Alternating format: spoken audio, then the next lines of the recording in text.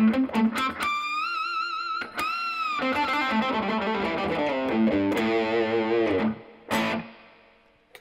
right, how's it going? It's Colin Daniel here from riffninja.com. I want to talk to you about learning the notes on your fingerboard and relating them to the scale, the same scale we've been studying in the first two lessons of this three-part lesson that I'm giving you on the scales. This is just a small taste of what's happening in my Ultimate Blues Course Stage 2, the scales.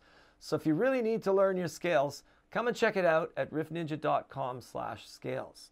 Now, one way that you can start to understand the notes on your guitar once you've got the tonic, which was the lesson before this that you should check out. Once you've got the tonic, we're going to just stay in A minor, the A position, which is what I originally taught you this scale in. And we're going to take a look at a thing called 1, 4, and 5. Now, there's a bit of an issue with this 1, 4, and 5 because, as I was teaching you earlier, this is a pentatonic scale and it only has 5 notes in it. 1, 2, 3, 4, 5. This technically is the 4th note out of the scale, and this technically is the 5th note of the scale if you count from the tonic. 1, 2, 3, 4, and 5. But it's not the 4 and 5 out of the complete scale. The complete scale is the diatonic scale, which I didn't want to study today.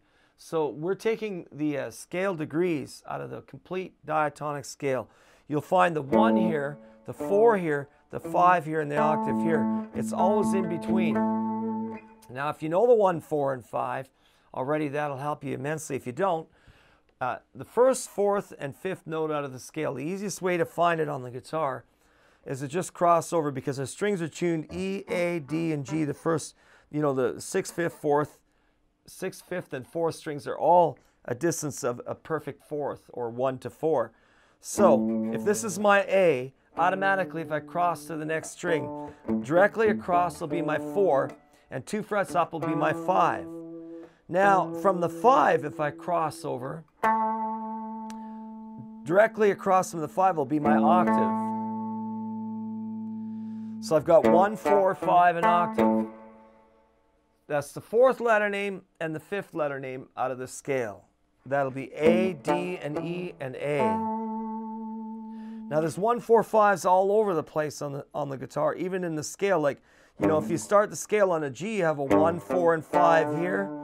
You have a 1, 4, and 5. You have them all over the place. But I'm talking about first relating them to the tonics, so you can, because you can, once you learn this 1, 4, 5 pattern, you can place it anywhere. And as long as you know your basic 1, 4, 5s, there's 7 keys that you need to know. Once you know that, you can figure it out pretty easy, because it's always the 4th letter name, right?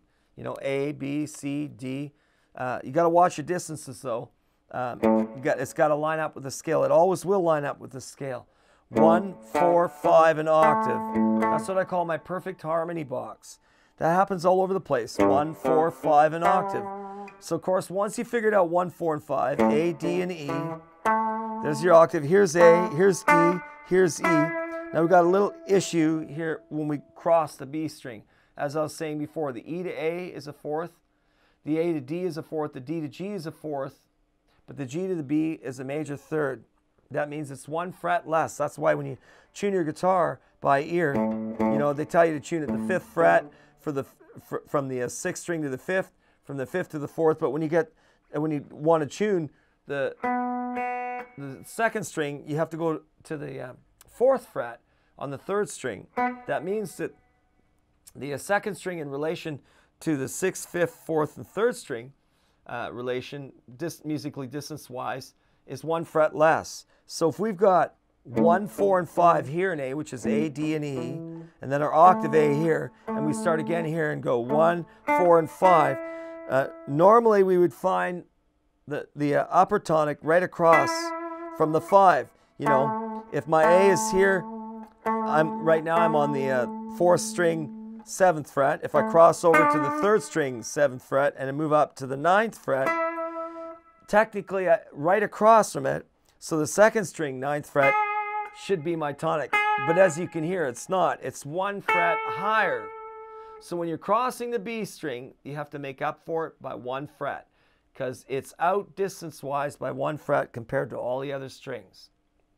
So once you get that, then it's one A, D, and E in the octave. You know, A, D, and E, and make your compensation for one by 1 fret, and that'll be on the 10th fret, 2nd string for the last A.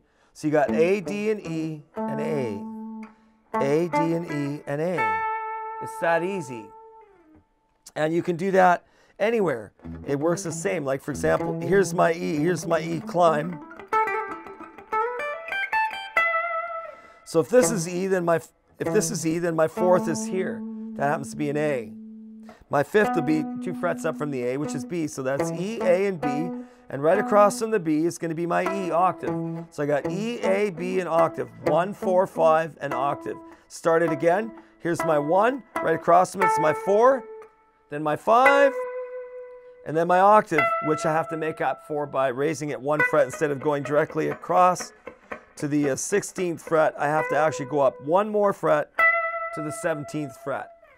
Okay, you take a look at that and study your scales real hard, because when you really start to understand your scales, you can build a pretty good framework without you having to be like a technical genius or anything. And it'll certainly improve your solos, because once you know where those notes are, those are the 3 foundational notes. They're the most important harmonies we got. So get on it and start practicing that scale, and soon enough you'll be shredding away. All right, take care.